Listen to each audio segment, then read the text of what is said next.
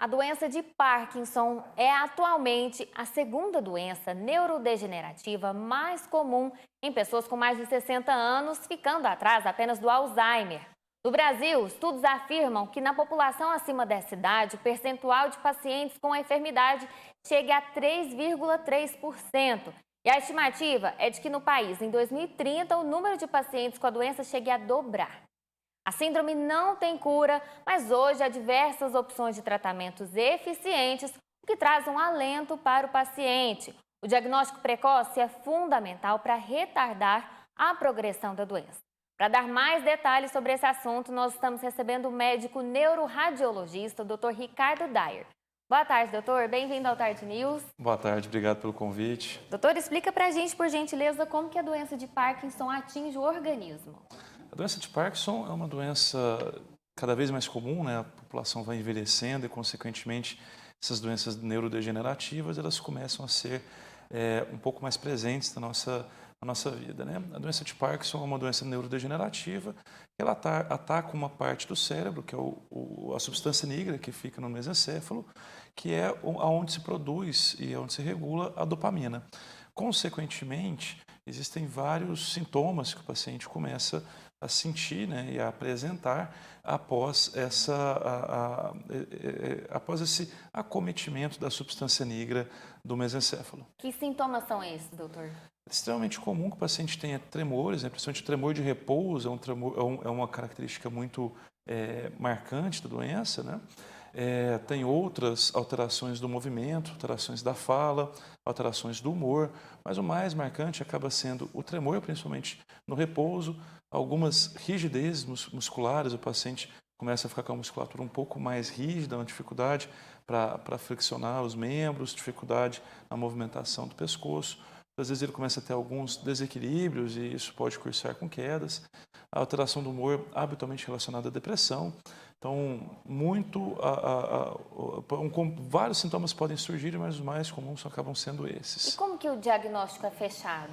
O diagnóstico de Parkinson, ele é habitualmente um diagnóstico clínico, né? O paciente ele precisa passar por um neurologista, de preferência, para essa avaliação.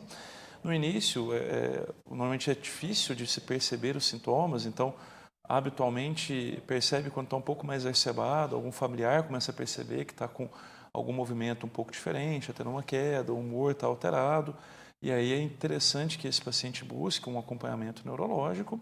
Então, o diagnóstico é clínico e ele pode ter um suporte, muitas vezes o suporte tanto por medicina nuclear, que é o SPECT que é feito, quanto na radiologia. A ressonância magnética do crânio é um exame que está sendo usado cada vez mais. Ele era utilizado apenas para descartar doenças que podem dar sintomas de Parkinson. Então, outras doenças além do próprio Parkinson podem dar sintomas de Parkinson, mas atualmente, com a melhora da tecnologia, a gente começou a conseguir apoiar mais esse diagnóstico clínico. A ressonância de 3T, as ressonâncias de última geração, começam a dar um apoio maior a esse diagnóstico. Então, é o somatório da clínica com exames. Doutor, e esse avanço da tecnologia permite também um tratamento mais eficiente, que possa contribuir com uma qualidade de vida melhor para o paciente? Sem dúvida, porque quanto antes o diagnóstico, melhor a perspectiva desse paciente, né? Então, quanto antes o diagnóstico, mais cedo começa a se tratar, antes começa a se retardar o avanço da doença, a tratar os sintomas, além de medicamentos, tem fisioterapia, às vezes até procedimentos cirúrgicos, que podem atuar nos sintomas desses pacientes e atenuar esses sintomas, né? Doutor Ricardo, existe algum público que tem uma tendência para desenvolver essa doença?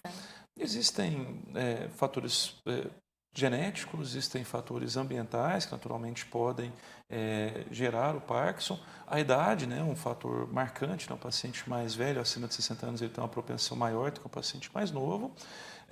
Felizmente, não é tão frequente assim, mas não se sabe ainda qual que é a real causa, né? Existem predisposições, então, o aspecto genético, os aspectos familiares, mas principalmente a idade. Doutor, e todos esses avanços que o senhor está comentando aqui, podem trazer um alento para o paciente? Porque ouvir diagnóstico de doença nunca é agradável e do Parkinson é extremamente preocupante por ser uma doença degenerativa, né?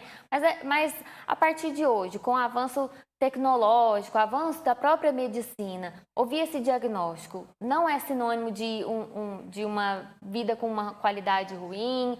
Como que está essa questão?